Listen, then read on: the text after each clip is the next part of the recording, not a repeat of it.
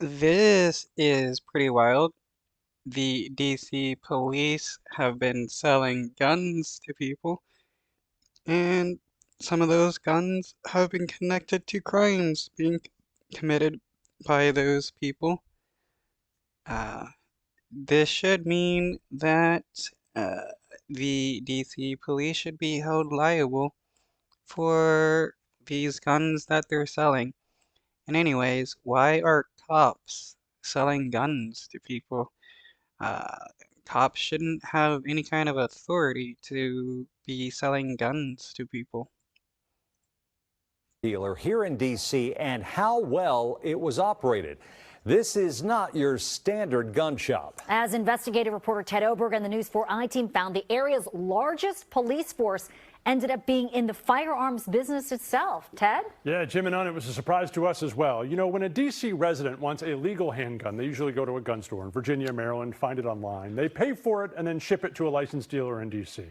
That D.C. dealer is the only place that a federal background check is done, and that looks for past convictions or other disqualifications. And for a time, D.C. police was the only one in town doing them, something that's now raising newly uncovered concern.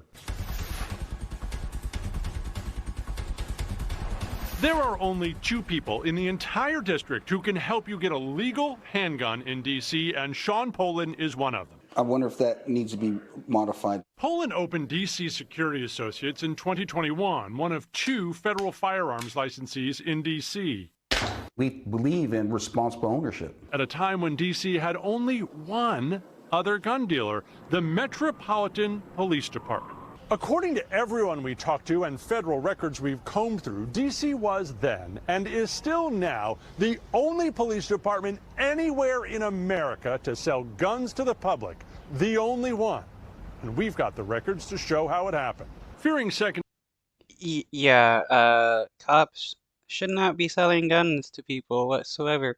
Definitely should be an actual licensed firearms dealer, and one that isn't a cop. Amendment scrutiny, D.C. Council passed a law in 2012 allowing the city to deal guns if no private business would do it. And that was the case in the spring of 2020 when Mayor Bowser ordered D.C. police to do it.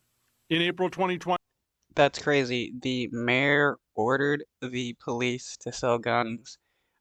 Couldn't they find some other city official or something to sell guns, I guess? The city officials shouldn't be selling guns to people either. Uh, they should have found, a licensed gun dealer that would be willing to sell guns to people in DC. D.C. police started operating as both the dealer and enforcer of gun laws in the district. Police departments are not supposed to be firearms dealers, are they? No, heck no. That was my biggest point there. If your firearms branch screws up, you're going to inspect and enforce your own firearms branch? Months later, Poland remembers, D.C. police couldn't wait to get out of the gun business. They asked us to open early by 4 weeks. Why? They were getting sick and tired of managing all those firearms they had down there. They had thousands of firearms waiting to be processed. D.C. police wouldn't talk to us about Poland's claim, but we do know now where some of those guns ended up. After a gun is found at a crime scene, the ATF traces it all the way back to the original sale with dealers like Poland, and then follows the trail to see who else may have bought the gun before it was used in a crime. Detectives use the traces to develop suspects. The ATF cracks down on dealers who sell a higher number of guns eventually recovered at crime scenes, forcing them to report more information and participate in what the ATF calls its Demand Letter 2 program. The agency put D.C. police in it after tracking dozens of guns from crime scenes in 2021 alone to MPD gun dealing. We are not anti-gun dealer at Brady. We are anti-irresponsible gun dealing. The group Brady United Against Gun Violence recently released hundreds of documents related to the program and found it's really rare to be put in it. But we found 14 dealers in the D.C. area, including Poland's and another who currently operate in D.C., and MPD was on the list too. It was a little bit surprising to see the D.C. Metropolitan Police Department receive a demand letter. But not to Poland. No, does not surprise one bit. Who says he warned police he didn't think their gun selling practices were tight enough. I walked in there and it was it was archaic. The processes, the systems they were using to manage that process was archaic. I had offered advice, had offered little suggestions. DC police wouldn't tell the I-team if it took his advice or answer any questions on camera. I wouldn't be surprised if some of these cops were selling guns to people that they knew were going to be committing crimes. I mean, it's not like cops care. A spokesperson only telling us MPD has never sold guns. MPD was required to operate as an FFL to uphold a constitutional right in the district. During that period, the department facilitated the legal transfer of 8,038 firearms. Gun dealers are gatekeepers. That's their mandate under the federal law. They have that responsibility and that obligation to make sure that every sale is a safe sale. But there's another concern the I-team found, what's called time to crime.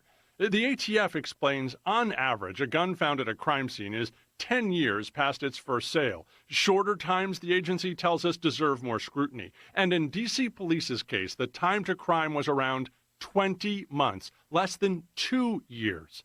Scharf says, even though DC Police no longer operate as an FFL, the department should want to know why their time to crime was so much shorter, and be able to tell DC families if their loved one was shot with a gun they helped bring into the district. MPD is ultimately responsible for the public safety of the residents of Washington, D.C.